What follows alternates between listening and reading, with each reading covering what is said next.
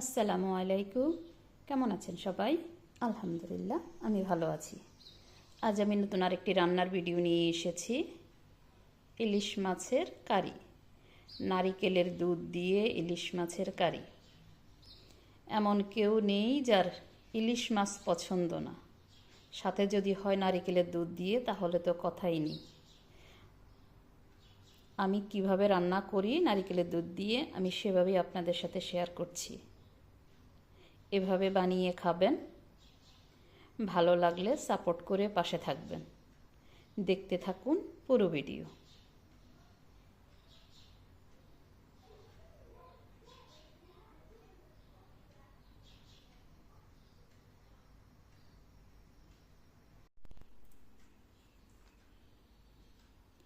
নিয়ে নিলাম ইলিশ মাছ, ভালোভাবে পরিষ্কার করে নিয়েছি।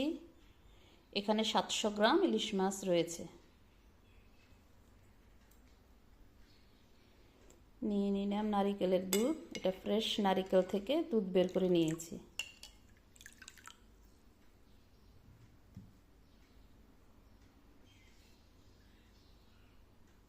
একটা বড় সাইজের পেঁয়াজ, 1 টেবিল চামচ রসুন, ধনিয়া পাতা, কাঁচামরিচ, লাল ক্যাপসিকাম, হলুদ ক্যাপসিকাম, একটা টমেটো। বড় ক্যাপসিকামের 3 ভাগের 1 ভাগ করে নিয়েছি। একটা বড় সাইজের টমেটো নিয়েছি। সরিষার তেল দিয়ে রান্না করব। নিয়ে নিলাম সরিষার তেল। শুকনো মশলা যাচ্ছে,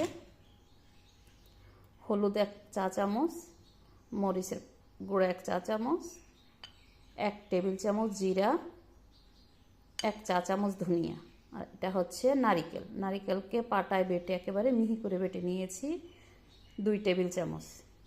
স্বাদ মতো লবণ। এখানে আরও কিছু গরম শুকনো মশলা যাচ্ছে। আধা চা চামচ মরিচ পাউডার, আধা চা চামচ হলুদ পাউডার, আধা চা চামচ লবণ।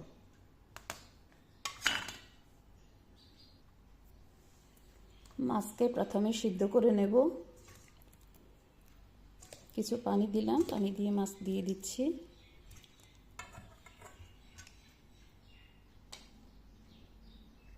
দিয়ে দিচ্ছি এই শুকনো মরিচটা।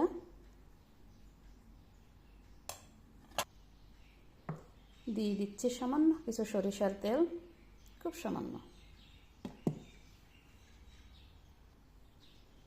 একটু নেড়ে দিয়ে চুলায় বসিয়ে দিব। 5 থেকে 6 মিনিট হাই হিটে সিদ্ধ করে নেব।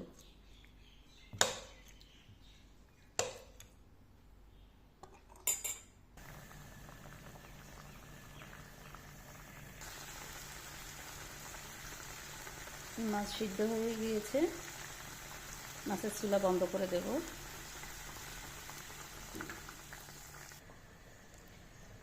তেল দিয়ে দিয়েছি।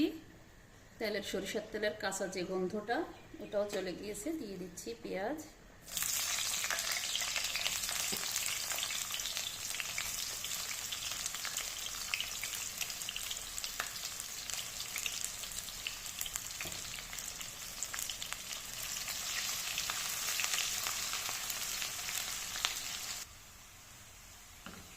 পেঁয়াজকে ব্রাউন কালার করব না, নরম হয়ে গিয়েছে পেঁয়াজ।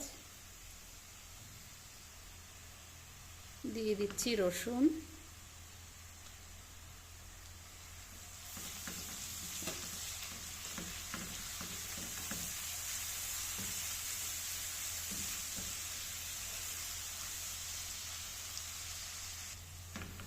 পেঁয়াজ রসুন হয়ে গিয়েছে। দিয়ে দিচ্ছি সামান্য পানি।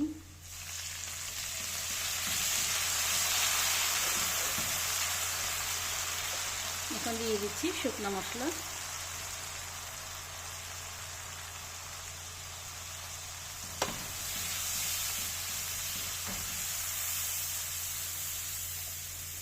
ভালোভাবে নেড়ে নেব।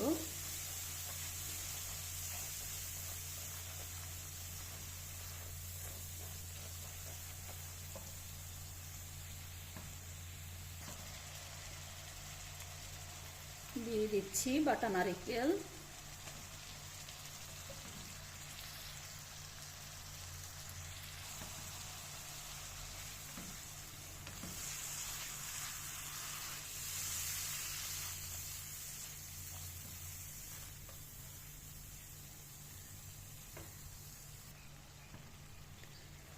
তেল সেপারেট হয়ে গিয়েছে। এখন দিয়ে দিব মাছ।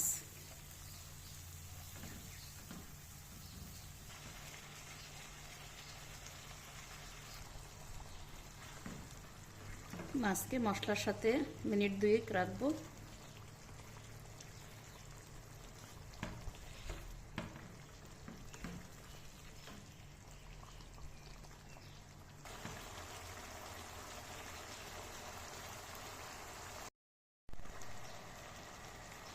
নারিকেলের দুধকে একটু সিদ্ধ করে নিচ্ছি।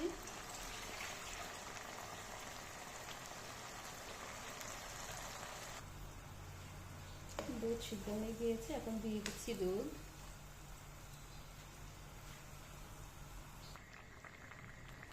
দুধ দিয়ে দিয়েছি।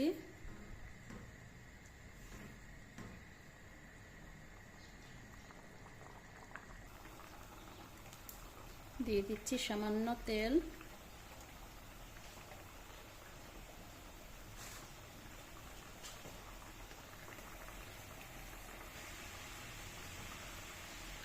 দিয়ে দিচ্ছি ক্যাপসিকাম।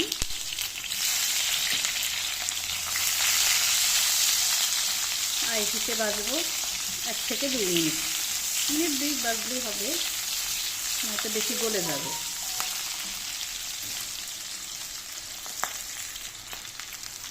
দিয়ে দিচ্ছি সামান্য লবণ।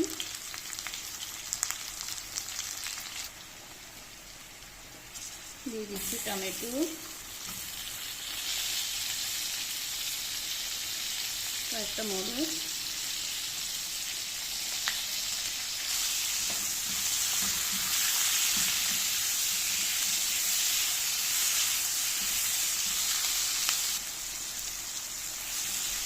এইরকম একটু কড়া কড়া হলে চুলা বন্ধ করে দেব।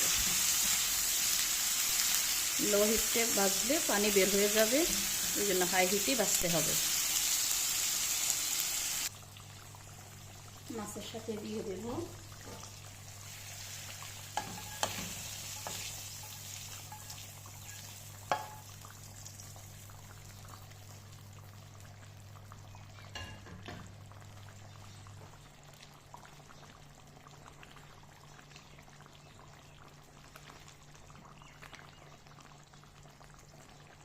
এখন দিয়ে দিব পটকা মরিচটা।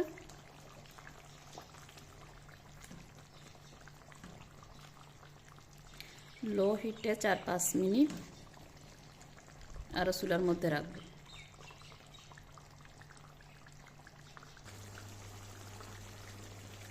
মাছ হয়ে গিয়েছে।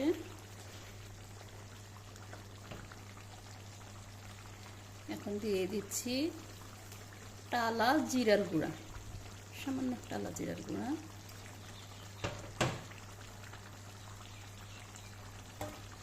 দিয়ে দিচ্ছি ধনিয়া পাতা, কাঁচামরিচ।